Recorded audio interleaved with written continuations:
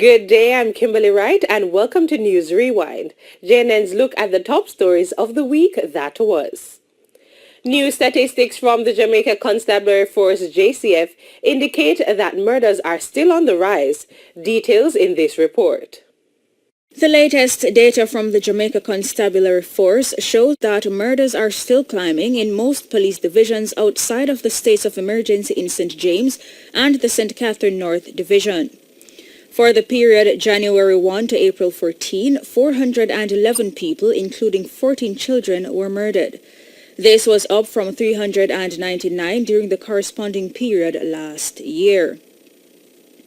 St. James has so far recorded 25 murders compared to 78 during the similar period last year, a 67% reduction.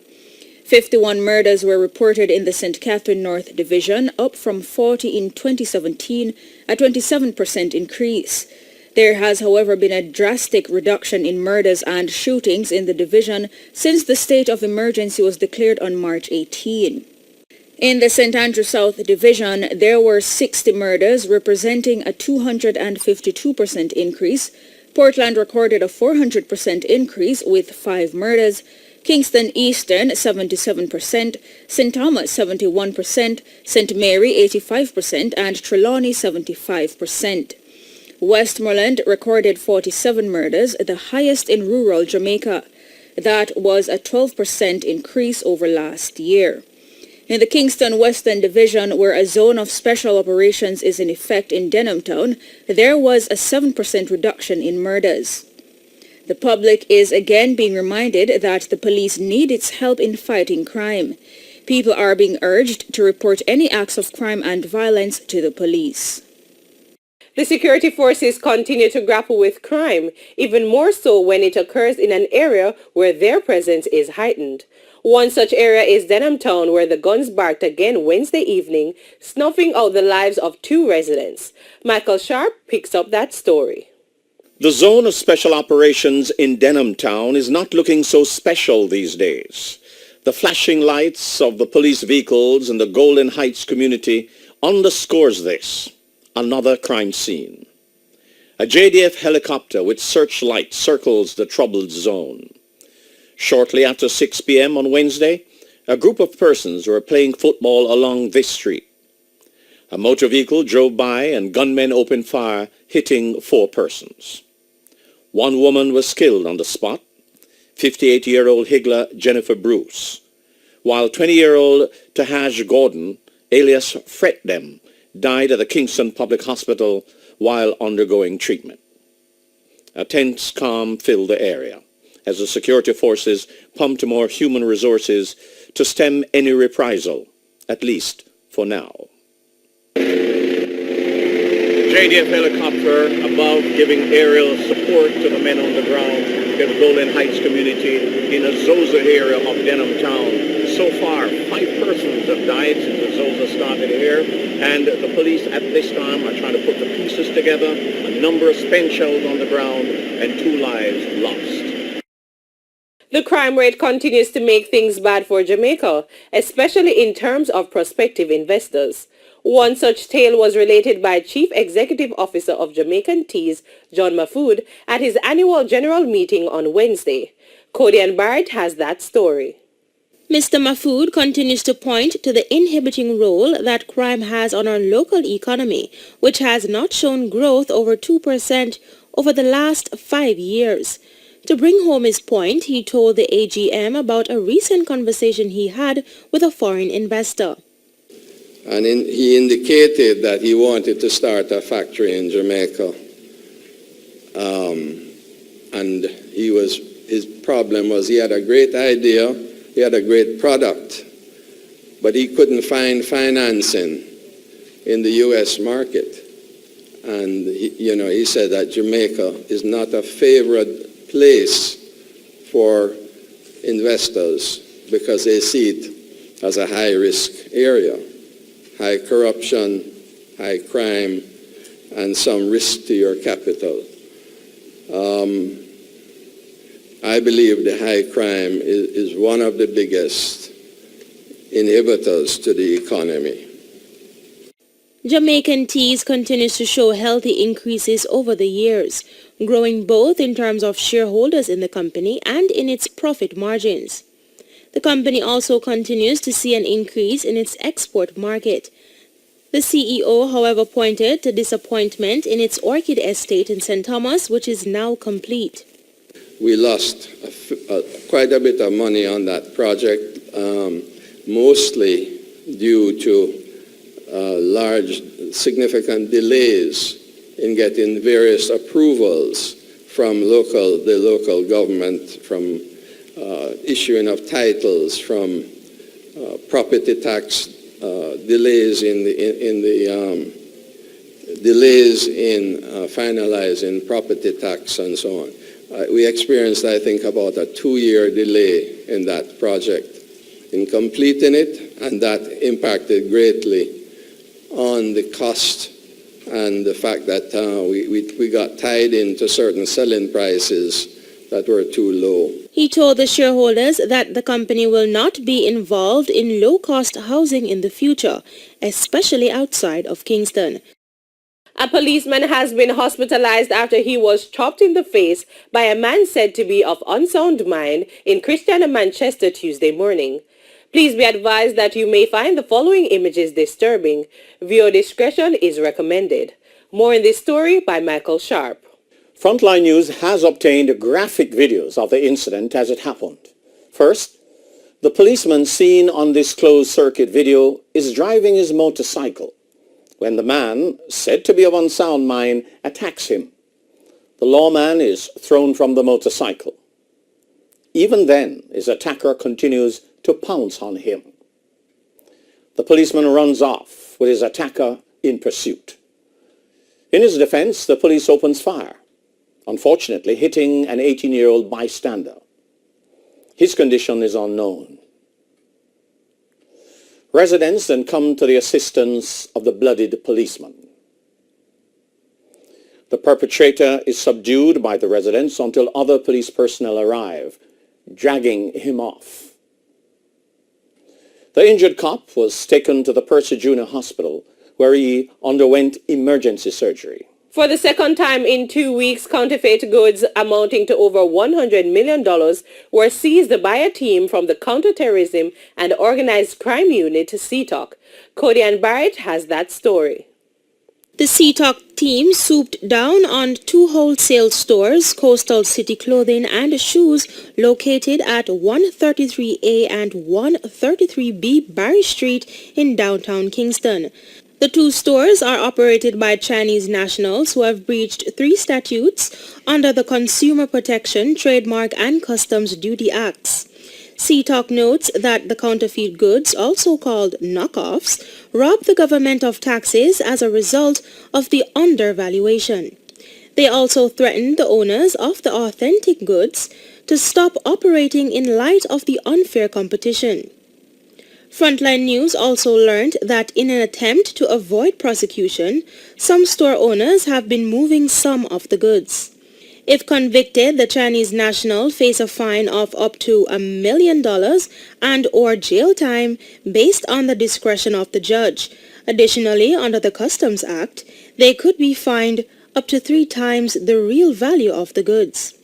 With this second operation, CTOC has so far seized goods valued at over $600 million. Following the legal process, the goods will be destroyed. Public Defender Arlene Harrison Henry is calling for an end to the state of public emergency in St. James. She believes it has not achieved its target. Abigail Smythe has the details. Mrs. Harrison Henry wants the state of public emergency in St. James to come to an immediate end. She says it has not met its goals. Instead, it has only been a means of unlawfully detaining the country's youth. She also bemoans the undesirable circumstances many innocent residents of St. James have had to endure while being detained. Mrs. Harrison Henry says, quote, "I believe the state of public emergency ought to come rapidly to an end, and the earlier the better. It can't enhance good relationships between citizens and the security forces." End quote. She notes that dealing with persons who have had their sons detained has been especially painful. She condemns what is being called a mass detention of males ranging from ages 17 to 30. The public defender notes that of the 1,774 persons taken into custody, only 104 persons have been charged for offences including murder. Most others have, however, been released. Mrs. Harrison Henry argues that having persons spending up to 5 days in custody with only less than 10% charged has serious consequences. She reiterates that this is wrong. On the other hand, newly appointed National Security Minister Dr. Horace Chang asserts that the state of public emergency is indeed turning out results. Dr. Chang says, quote, "The proof of the pudding is in the eating. The critical fact to look at is not the number of people charged so far. We have reduced murders by some 60% in St. James. What you are seeking to do is restore stability. Once you restore stability, which was the purpose of the enhanced security measures, you will restore confidence in the police." End quote. St. James has been under a state of emergency since January 18, and it's to be in effect till May 2. The police high command has raised concerns about calls for an end to the state of emergency. The high command says the measure has proven to be effective and has saved at least 54 lives since its inception in St. James. Michael Sharp has more. The Police High Command's statement comes following the public defender's end to the state of emergency in St. James. The police say they have been receiving positive feedback and that the greatest concern among residents is the premature ending of the state of emergency. It says the residents say this is the safest they have felt in years. The High Command reports that there is a steady rebuilding of public trust towards the police across several communities in St. James, and the fear of crime, while not totally removed, has greatly subsided.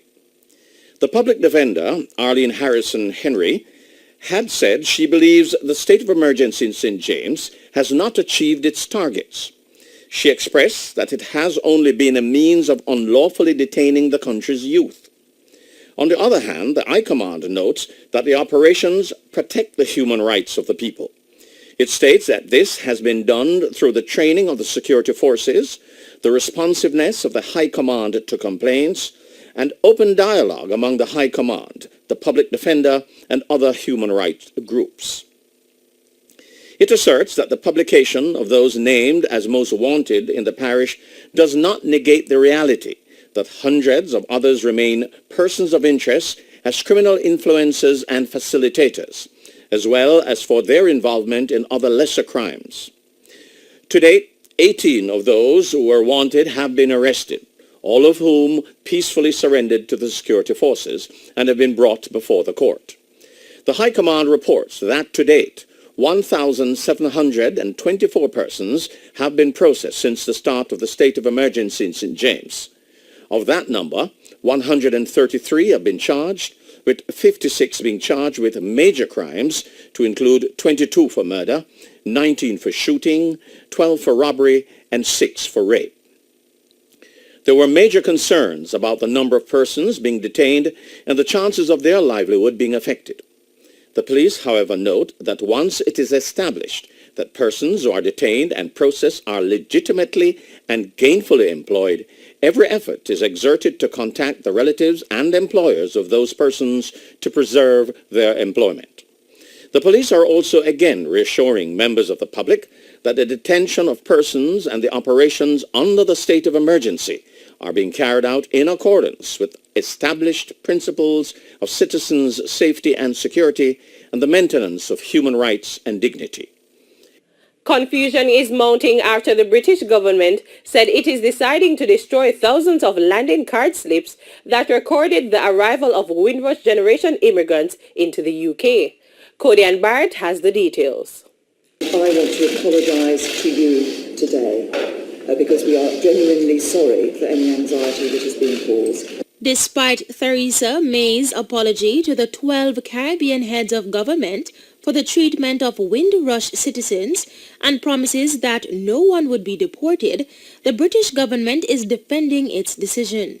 Officials said disposing of documents had been the right move to make, while the Home Office said keeping them could have broken data protection laws. However, the Labour Party said the destruction of the registration slips was shocking and blamed the fiasco on the Home Office. A Home Office spokesman said while the registration slips provided details of an individual's date of entry, they did not provide any reliable evidence relating to ongoing residence in the UK or immigration status. The UK Prime Minister's official spokesman said the decision was made to securely dispose of the documents. When asked if Theresa May was aware of the disposal while she was Home Secretary, the Prime Minister's spokesman said it was an operational decision that was made by the border agency. In the meantime, British officials are investigating dozens of new migration cases relating to the Windrush generation amid mounting criticisms of the government. The Home Office said it was looking at 49 cases as a result of calls since Tuesday. Changes to migration rules mean those who lack documents are now being told they need evidence to continue working, accessing key services, or even remaining in the UK. A task force and helpline have been established for people affected. We take a break. News Rewind will be right back with the top business stories. Marcus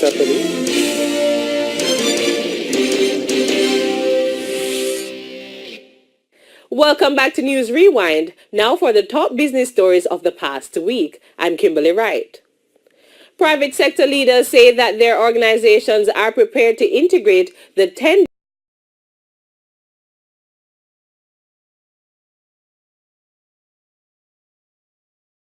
number 658. More in this report. The current area code 876 is almost exhausted and requires an additional code or numbering plan area NPA, which will come into effect at midnight on May 31, 2018. The change effectively makes the dialing of local numbers a mandatory 10-digit. According to spokesperson for the Office of Utilities Regulations, OUR, Elizabeth Bennett Marsh, while this will bring Jamaica in line with most of the world, it no doubt will create some amount of disruption, primarily to the business sector. However, President of the Private Sector Organization of Jamaica, PSOJ, Howard Mitchell, believes that the changes are unlikely to pose any major disruptions. He said that with most people using smartphones that are capable of adjusting to specific commands as well as other smart technology, getting accustomed to a 10-digit dialing sequence should be of little concern. Telecommunications providers Flow and Digicel are advising non-smartphone users to start editing local numbers in their contact list to reflect the 876 area code before the 7-digit phone numbers, as there is no facility for them to do it otherwise. In contrast, smartphone users will have the advantage of utilizing applications or apps that can update a person's mobile phone contact list by automatically adding the area code. Flow's Communications Director Kean Wallace is encouraging non-smartphone users to start the process of updating their contact database immediately in order to ensure that they will not suffer any inconvenience once they switch to the mandatory format. While large and impressive buildings are going up in downtown Kingston, the issue of the lack of public parking is a sobering reality. This issue was brought up at the annual general meeting of Jamaican Teas at the Pegasus Hotel on Wednesday. More in this report. The Grace Kennedy and the Ministry of Foreign Affairs are now under construction, as well as the digital office, are examples of the expansion of downtown Kingston. However, the lack of adequate public parking downtown has led at least one company to make a strategic decision in light of this reality. Jamaican Teas have gone the route of investing in real estate along Harbour Street for storage space. Chief Executive Officer John Mafuda told his AGM why they made such a move. Those construction projects don't come with excess parking. They come with parking for their own projects. So what we really need downtown is public parking. And until that happens, we are going to be very limited in what type, in people taking up those empty buildings that are all along Harbour Street and Hanover Street and so on. So what we have done is we have bought these small buildings and we have rented them out as warehouse space, because warehouse space doesn't require a lot of parking, and we are able to buy the product, the real estate projects at a price that will allow even renting for warehousing to give us a reasonable return. The Jamaican Tea CEO is hopeful that in time, things will change. In time, we will see additional parking being built downtown, and we'll be able to convert some of those properties. CVM Live Extra on CVM Television, your news authority. We're so happy to be here with you on this Saturday evening. Of course, Curlin will be with you right after. We are on the long walk to freedom, with the assent finally being given by the Governor General to an act which we will affectionately call the Freedom Fighters Act. Happy times. We have a wonderful panel to continue this discussion. We have Mr. Sidney Bartley and we have attorney at law Bert Samuels, both historians and cultural savants in their own right. I would prefer to say I'm a Pan-Africanist attorney. Okay. We had this discussion earlier in the week and now we're ready to expand it. Minister Grange has told us, gentlemen, that the national heroes have completed their walk to freedom. But are we still on the journey, having been left behind? What is new and why have we renewed this struggle? Sidney. There's always an important moment for dialogue and for continuous dialogue. Slavery, by the very nature of it, demands over each generation continuous discussion and reawakening. Fanon has a thing to say that each generation must identify what is their priority and work on it. What is their mission? So that we have a new generation of young people who need to understand. And because of the way history has been written, historically, some of it has not been written in the favor of our side. We who were imprisoned, we who were enslaved. The writing has come from the enslavers. That kind of rewriting and reinterpretation and rediscussion, and do not get it wrong, it's not about thinking that what was right before is not good. No, it's about righting the wrongs and creating the truth. That is also important. Who was Sam Sharp? Was he this man who was guilty to be hanged?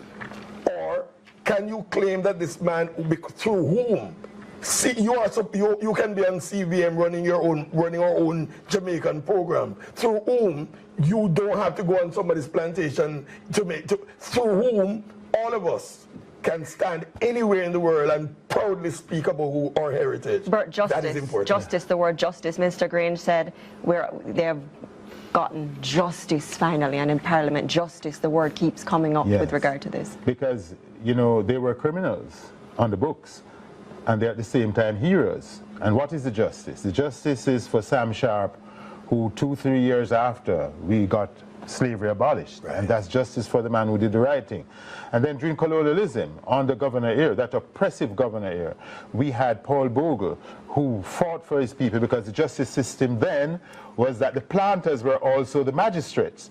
And persons who would be charged for trespassing on plantations were being tried by the planters. The governor and the planters were friends. So the judiciary was not of the people or for the people. So the justice that Paul Bogle sought when he went to look at that trial was that there was a big disruption because the people were not receiving justice. And what happened to William Gordon, who was nowhere near there?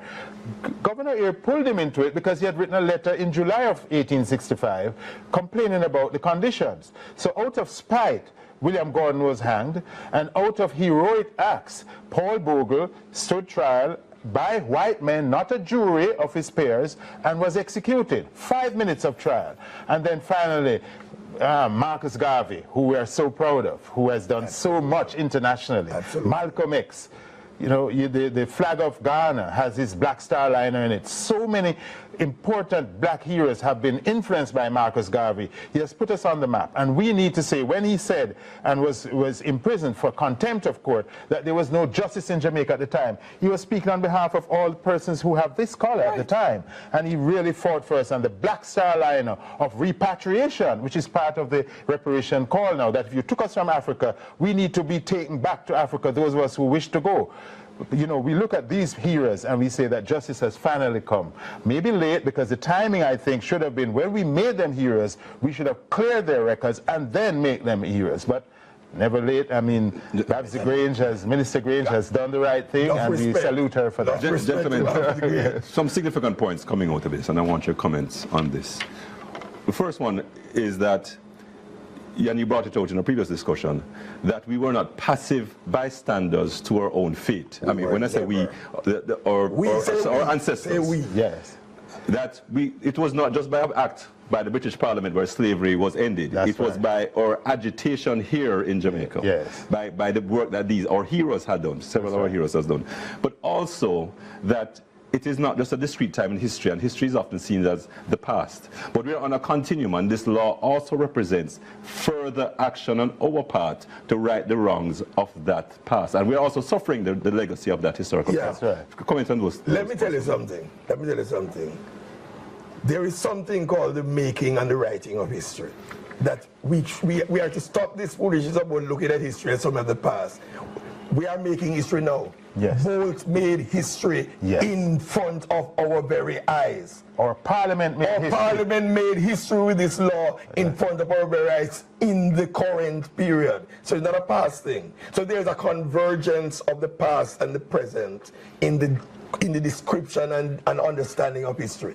That is important. Secondly, our people need to be reminded, and I will use the word reminded, that the Jamaican ethos, the way in which Jamaicans are, the fight for justice, the fight against slavery, against human enslavement, the sacrifice of self, is something very characteristic about Jamaicans. Have we lost that though? That is what I'm saying. That having this discussion is important for our young people to be reminded that we stood up with the entire, we led the world in standing up against Mandela's But when certain persons were petitioning Barack Obama, certain prominent black politicians of Jamaican descent, members of the Congressional Black Caucus as well, were petitioning for Garvey's mail fraud conviction to be expunged. We at home here did little or nothing. Isn't that so, Bert? Yeah, it's true, because the petition was sent to many persons here, and I think that there was a disconnect. Right. I mean, I think there's also a disappointment that, you know, Barack Obama being a black man, that you'd have seen Garvey as one of the persons to pardon. Right. And whatever happened there, we were very disappointed, those of us who are the activists. Right. But as you're saying, there needs to be public education to know that Garvey really was persecuted more than he was in Jamaica, because he was carrying out, the FBI trailed him in the United States and demonized him and set him up for conviction to take him off the streets. So, you know, the support for that, we didn't get it through, so he's still bearing that scar. And that is why it was important for us to tidy up our own backyard before we do that. But I want to get back to the whole question of who writes the narrative. Right. We, the African Jamaicans, made sure that slavery couldn't work. Exactly. We made sure that we weren't working. When they weren't watching us, we were not working. We made sure we burned the cane fields. Right. But the narrative has white people causing us and missionaries to be freed. And we want the Jamaican young people in knowledge of the true history, when we write it this time, to know that when Sam Sharp made that right, they realized that they couldn't contain us anymore. And that was significant that 2 years later, slavery was abolished. So we want them to know that it is the slaves who abolished slavery. That's the new narrative we want to put out there, rather than to think that we can't free ourselves, because we must know that we can emancipate ourselves from our own enslavement. And finally, Dr. Fred Hicklin has made the point that slavery is the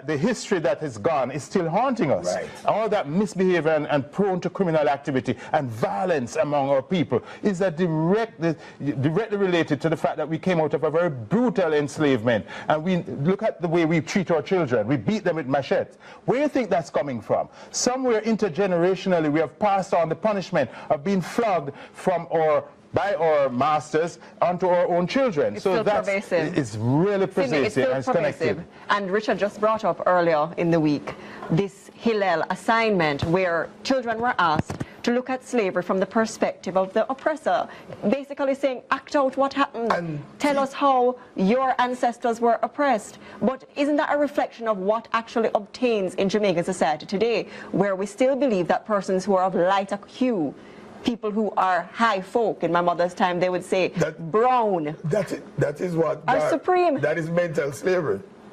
And one of the things I used to do when I speak to tell people that a lot of us suffer mental slavery is a simple, I give them a simple mission.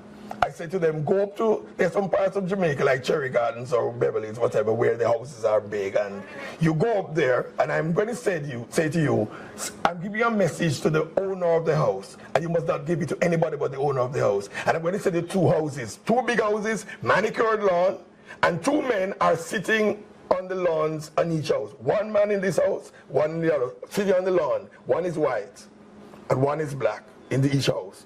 And chances are you go up to the first house where the white man is sitting and you say to him, sir, I need to speak to you, I have a message for you. You go up to the house where the black man is sitting on the lawn and say, is the owner in? Okay. Because you assume he's a gardener. That's true. That is the kind of psychosis, I call it, that comes through from enslavement, yeah. where you begin to feel the bleaching.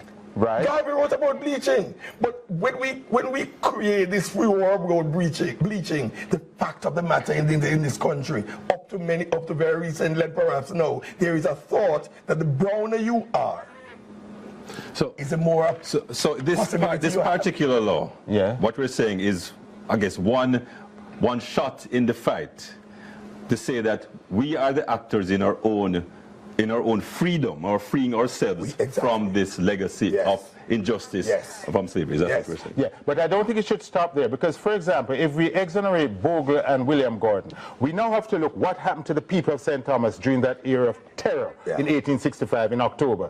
What they did, the soldiers burnt 1,000 homes in St. Thomas, and they executed over 400 people. And we're saying, we have cleared up our backyard, we're removing this criminal sanction that came against them. But now we're turning to the British to listen, we want reparations now. We want for you to pay back for those homes. We want for you to go back and pay the family of Bogle, because there are living Bogles around. They should be able to claim against the British government for what they did to their great-great-grandfather. And we think that we have now paved the road for the generation that's listening to us now. We have done this. You need to take up the reparation struggle to say we need compensation for enslavement, for colonialism, for all the suffering that our people have had. Not only that, you know, I remember I had a cousin from England who just come and say, boy, sitting why there was somebody in Jamaica, and they're so, I said, look here, man, all the things that we created here in Jamaica went to make England. Very true. Right? Very true. And what about the hypertension? Very well for saltfish we used to get in a slave. Hello. Thank you so much. Reparations now. Reparations now. Thank you so much for that call to order and the extra time. Thank you for staying with us on CVM Live Extra. A call to order from a very, very strong panel of two cultural activists. We thank them very much. Keep the fire burning, panelists, and keep the fire burning, Jamaica. Of course, on CVM Live, we are your news authority.